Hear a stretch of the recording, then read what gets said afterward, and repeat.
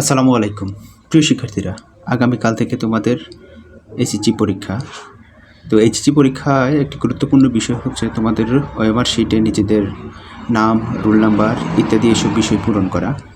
আমরা বরাবরই লক্ষ্য করেছি যে অনেকেই এই বিষয়টিতে ভুল করে থাকে।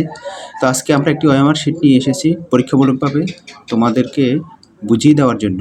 আমাদের এই ভিডিওটি শেষ পর্যন্ত দেখলে তোমরা আশা করি সঠিকভাবে ওএমআর শিটটা পূরণ করতে পারবে। আমরা কীভাবে তোমাদের রোল নাম্বার, রেজিস্ট্রেশন নাম্বার পূরণ করতে হবে সেই বিষয়ের পাশাপাশি তোমাদের যে এমসিকিউ প্রশ্নগুলোর যে উত্তরের বৃত্ত ভরাট করা সেটাও দেখিয়ে দেব। তো চলো আর কথা না বাড়িয়ে আমরা একদম শুরু থেকে আমাদের কাজ শুরু করে দিই। সর্বপ্রথম হচ্ছে এইচএসসি পরীক্ষা 2026 এই জিনিসটা তোমাদেরকে লিখতে হবে। অনেকে এই ভুলটা করে থাকে, এই ভুলটা করা যাবে না। এইচএসসি পরীক্ষা 2026 আমরা লিখতেছি, তোমরা খেয়াল করো। আমরা এখানে লিখলাম 2026। তারপর হচ্ছে তোমাকে তোমার রোল নাম্বারটা সঠিকভাবে পূরণ করতে হবে। এখানে তোমরা যারা রোল নাম্বার অ্যাডমিট কার্ড থেকে দেখে দেখে তোমরা রোল নাম্বার লিখবে, তবে আমি একটা টিক্স বলে দিচ্ছি তোমাদেরকে। তোমরা সেই অনুপাতে যদি তোমাদের রোল নাম্বারটা লিখো তাহলে তোমাদের আশা করি কোনো ভুল হবে না।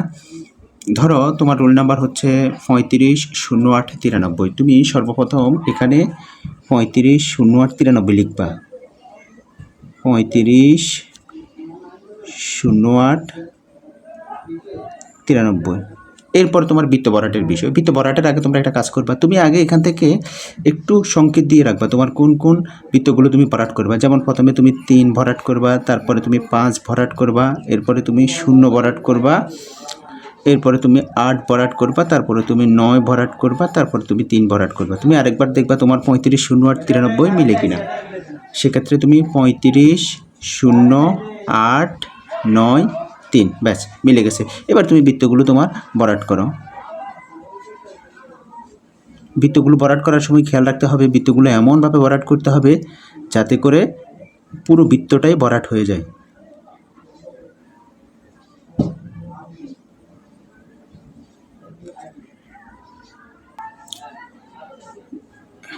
যাই হোক, আমাদের বৃত্ত ভরাটের কাজ শেষ হয়ে গেছে। আমরা দেখতেছি আমাদের বৃত্ত ভরাটে কোনো ভুল নেই।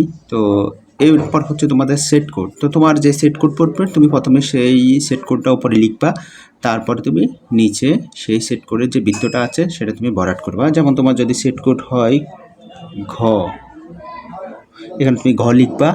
লিখার পরে তুমি এখানে গ সেট কোডটা বৃত্ত ভরাট করে দিবা। এরপরে হলো তোমার রেজিস্ট্রেশন নাম্বার লিখবা। তোমাদের অ্যাডমিট কার্ডে যে রেজিস্ট্রেশন নাম্বার আছে তোমরা সেই রেজিস্ট্রেশন নাম্বারটা আগে ইংরেজিতে হুবহু এখানে লিখে দিবা।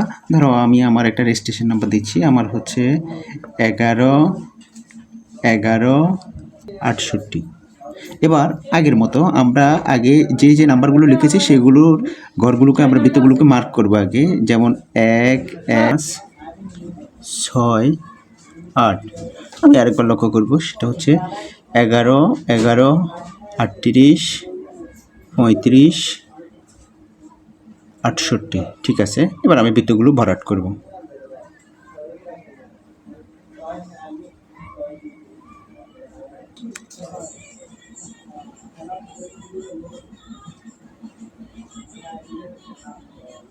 ব্যাস, আমার রেজিস্ট্রেশন নাম্বারটা পূরণ করা শেষ। এবার সেট কোডের পালা। সেট কোড হলো, ধরো আমার যে বিষয়ে আলাদা আলাদা বিষয়ে আলাদা আলাদা সেট কোড হতে পারে।